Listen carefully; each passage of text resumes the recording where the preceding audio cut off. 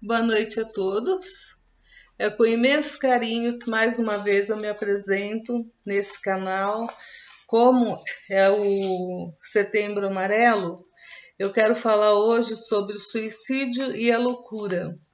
É muito interessante esse capítulo, porque tem muita gente que ultimamente está cometendo esse crime contra si próprio e não sabe, não tem o conhecimento das causas. Por isso hoje eu vim para conversar com vocês, para passar para vocês um pouquinho do conhecimento que eu tenho. Mas antes, para não perder assim, né, a oportunidade, eu gostaria de cantar a música Meu Bom José. Olha o que foi meu bom José, se apaixonar pela donzela, dentre todas as mais belas de toda a sua Galileia. Casar com Débora ou com Sara, meu bom José, você podia, e nada disso acontecia, mas você foi amar Maria. Você podia simplesmente ser carpinteiro e trabalhar, sem nunca ter que se exilar, nem se esconder com Maria. Meu bom José, você podia ter muitos filhos com Maria e teu ofício ensinar, como teu pai sempre fazia. Porque será, meu bom José, que esse teu pobre filho um dia andou com estranhas ideias que fizeram chorar Maria. Me lembro às vezes de você, meu bom José, meu pobre amigo, que desta vida só queria ser feliz com sua Maria. Me lembro às vezes de você, meu bom José, meu pobre amigo, que desta vida só queria ser feliz com sua Maria. E é isso que a gente tem que tentar ser, cada dia mais feliz. A gente tem que aproveitar o nosso dia, deixar o nosso dia cheio de paz, de luz, de equilíbrio, de amor, ter confiança em Deus, lembrar que Deus é nosso Pai, nosso Redentor, nosso Criador, que tudo devemos a Ele, até a vida. Essa vida que Ele nos deu, que é dele, que tem que ser tratada com imenso amor, respeito, carinho, porque a gente tem a obrigação de sair dessa vida melhor do que nós entramos. Então hoje vou ler o Evangelho segundo o Espiritismo e no capítulo 5, então a gente vai ler Suicídio e Loucura. A calma e a resignação são duas coisas que a gente deve ter todos os momentos da nossa vida. Porque se a gente estiver calma, a gente não vai fazer coisas erradas, a gente vai pensar. Quando estiver muito nervosa, fora de si, às vezes a gente faz coisas terríveis. Então a gente fala calma, com a gente mesmo, relaxa, pensa direito, né? Aí a gente se resigna e nunca faz nenhuma bobagem. Então, a calma e a resignação, auridas na maneira de encarar a vida terrestre e na fé no futuro, dão ao espírito uma serenidade que é o melhor preservativo contra a loucura e o suicídio. Então, a calma e a resignação, ela dão serenidade para o espírito, né, para a nossa vivência. Com efeito, é certo que a maioria dos casos de loucura são devidos à comoção produzidas pelas vicissitudes que o homem não tem força de suportar. Então ele está falando aqui que o homem ele comete muitos vícios, que ele comete a loucura e o suicídio, por causa de muitos vícios. Então a gente tem muitos vícios que a gente não se liga, que a gente não entende. Por exemplo, a gente comete um suicídio, a gente começa a contrair um suicídio contra nós mesmos quando a gente come demais, quando a gente bebe, né?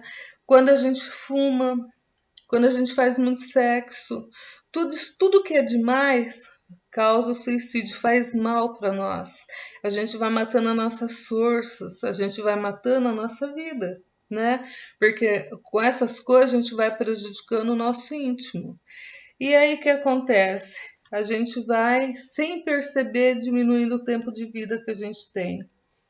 Então, o Espiritismo lhe faz encarar as coisas deste mundo. Ele recebe com indiferença, com alegria mesmo, os reveses e as decepções que os desesperariam em certas circunstâncias.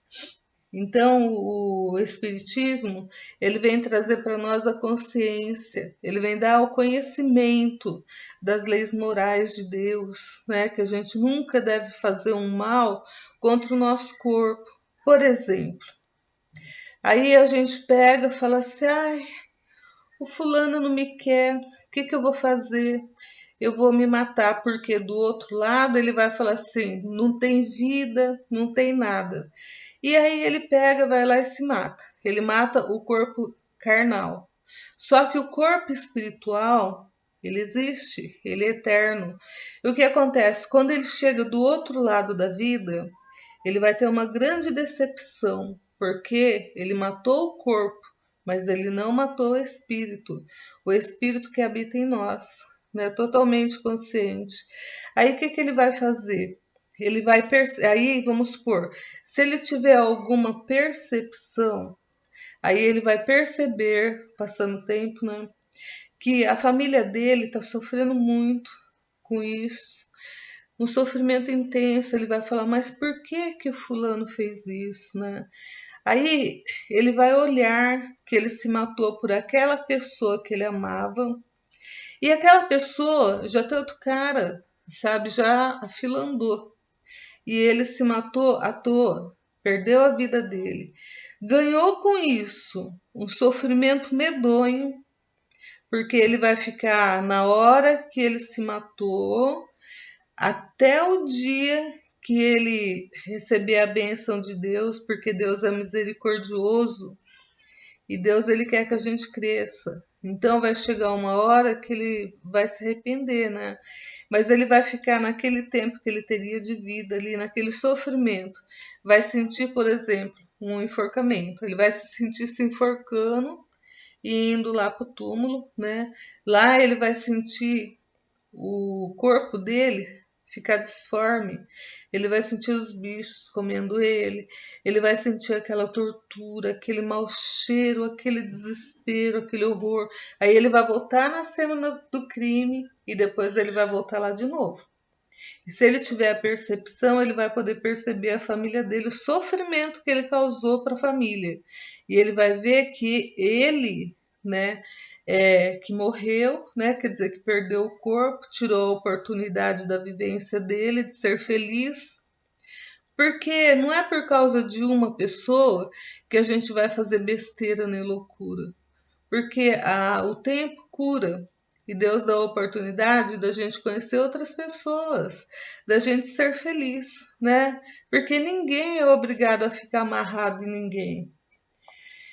Então, o Espiritismo, ele preserva a sua razão dos abalos que, sem ele, né, o sacudiriam.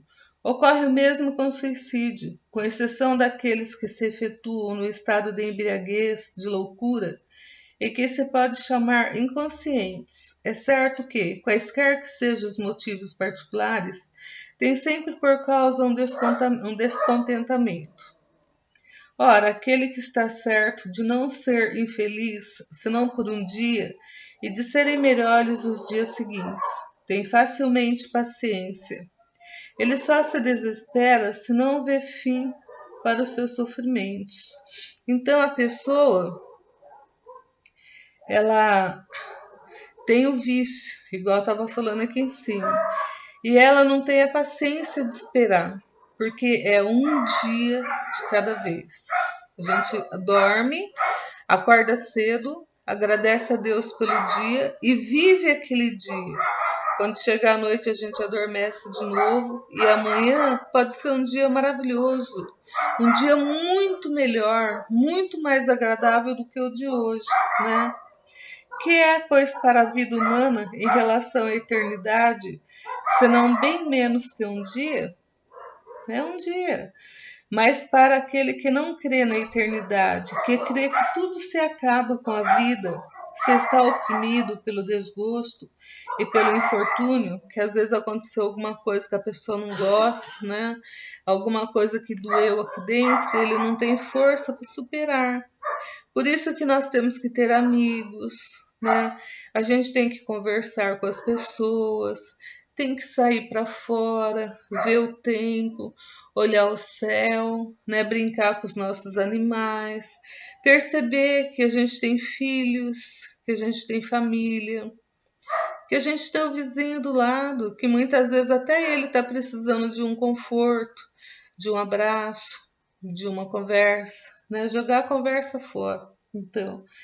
Então, ó, muitas vezes muitas vezes não, a pessoa que comete um suicídio é uma pessoa muito doente, ela está muito doente, ela está muito necessitada de auxílio.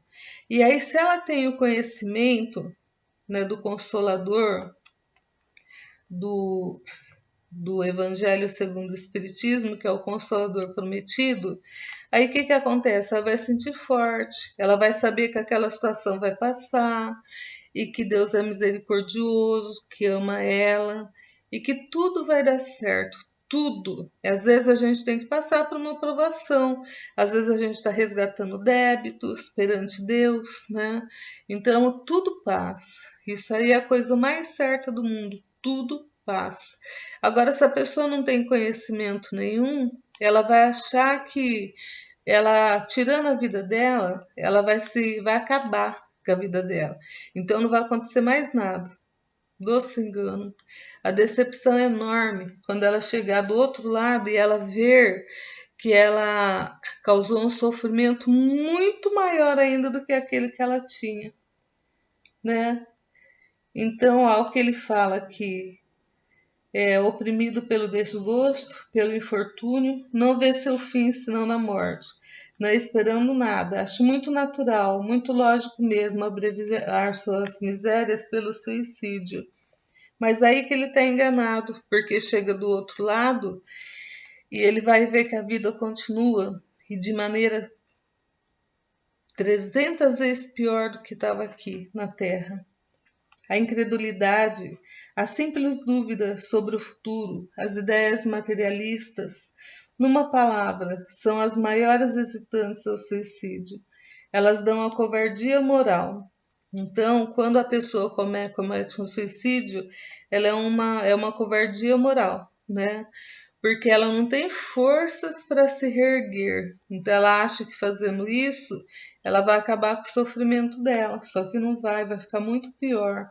Quando você vê homens de ciência se apoiarem sobre a autoridade do seu saber, para se esforçarem em provar aos seus ouvintes ou aos seus leitores que eles nada têm a esperar depois da morte, não os conduzem a essa consequência de que, se são infelizes, nada têm de melhor a fazer do que se matar.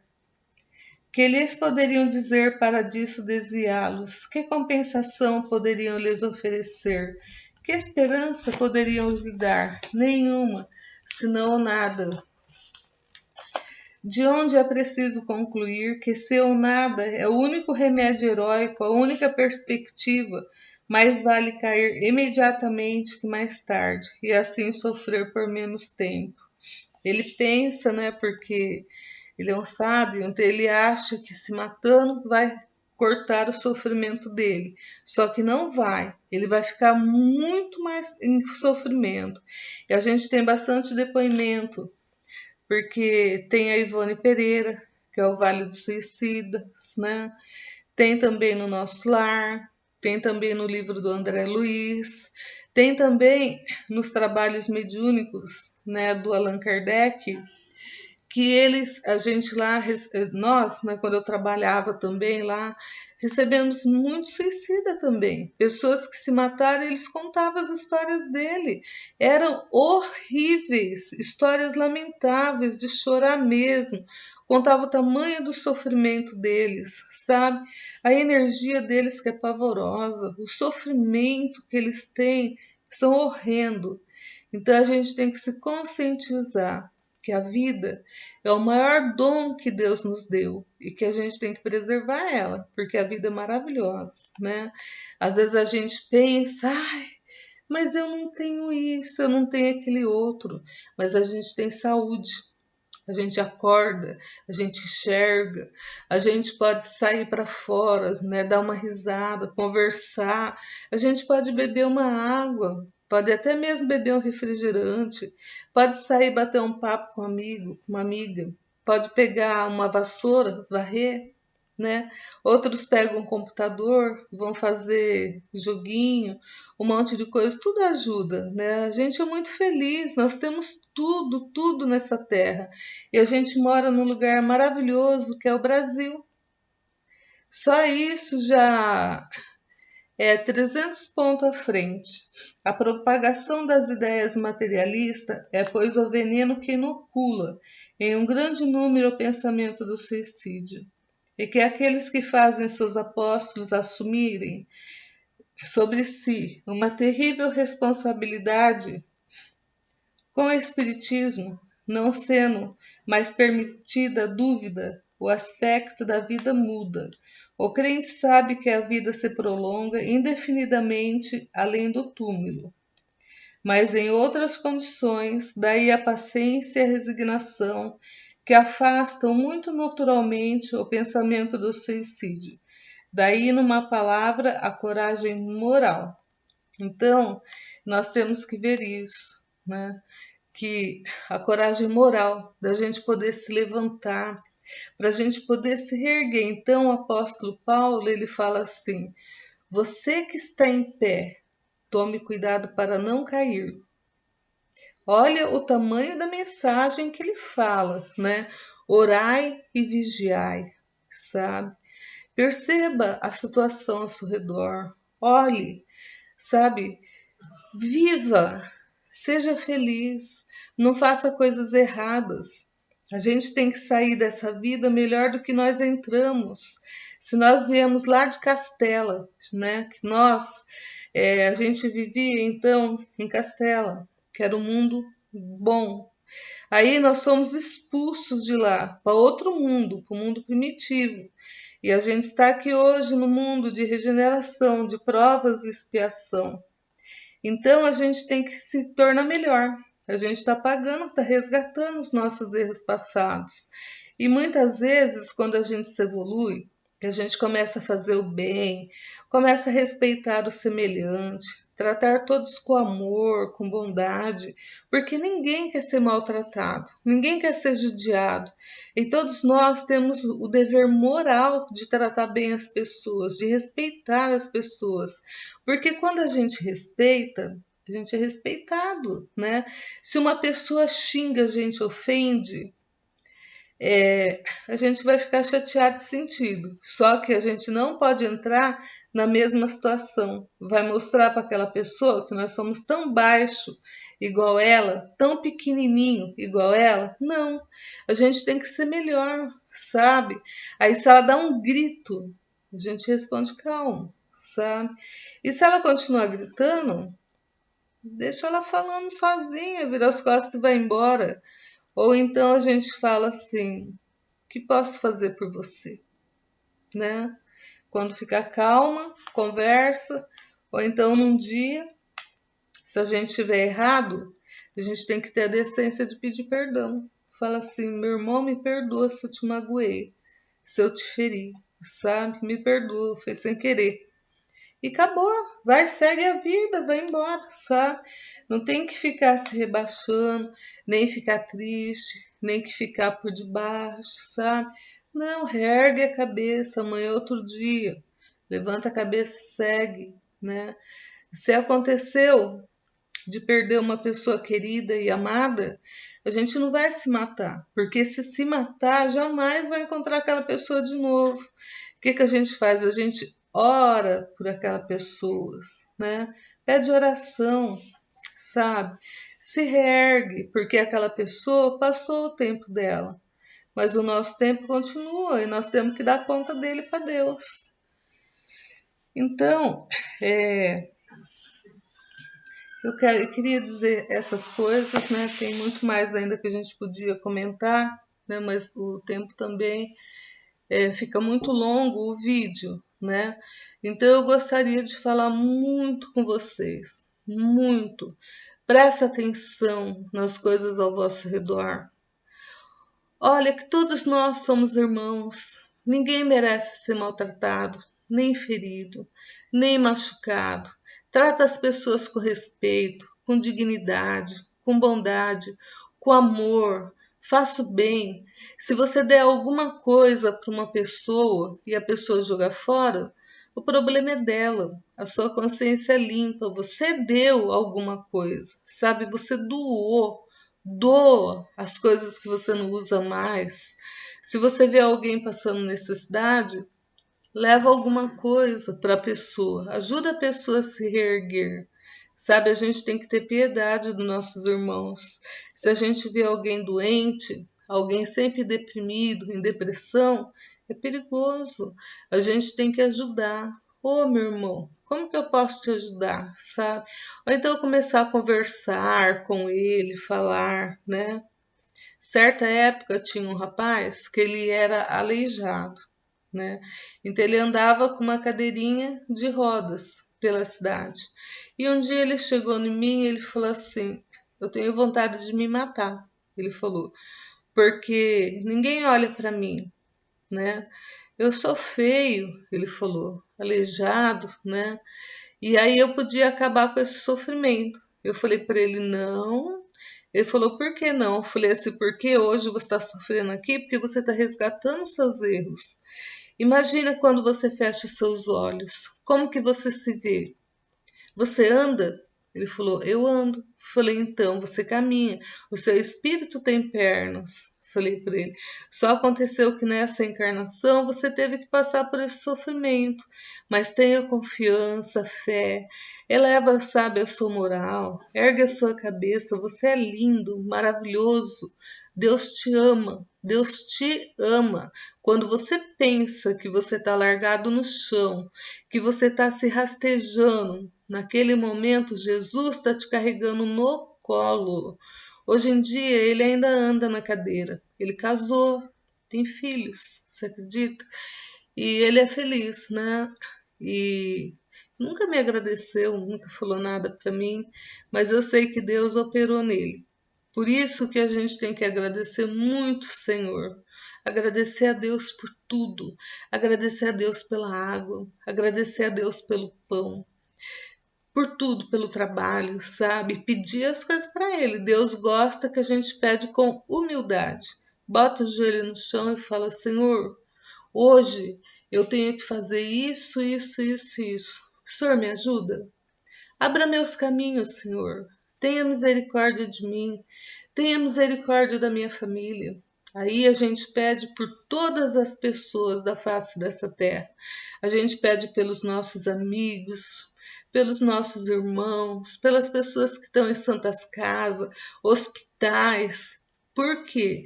Quando a gente pede para que Deus envolva todos em amor e luz, Deus ele olha para nós, né? E tudo que a gente deseja de bom, a gente recebe de volta. E tudo que a gente deseja de mal, a gente também colhe. Então, fazer o bem é um dever moral que nós temos perante Deus. Então, eu quero agradecer a Deus nesse momento, agradecer a oportunidade que Deus está me dando de eu poder gravar esse vídeo e passar mais um pouquinho de coisas para vocês. Faz muito tempo que eu queria gravar esse vídeo. Então, vamos fazer uma oração de encerramento. Agradeço a Deus nesse momento, peço para que Deus envolva todas as pessoas com muito amor, com muito carinho, dando saúde, equilíbrio, paz, prosperidade, dando um amparo divino. Que nessa hora o coração de Jesus possa espalhar muita luz, muito amor, muitos fluidos de cura. Te agradeço, Senhor, Pai nosso que estais no céu. Santificado seja o vosso nome. Venha a nós o vosso reino. Seja feita a vossa vontade, assim na terra como no céu. O pão nosso de cada dia nos dai hoje. Perdoe as nossas ofensas, assim como nós perdoamos a quem nos tem ofendido. Não nos deixe cair em tentações, mas livra-nos de todo o mal. Amém. Porque teu é o poder e a glória para sempre. Obrigado, Senhor. Obrigada. Muito obrigada e boa noite para todos.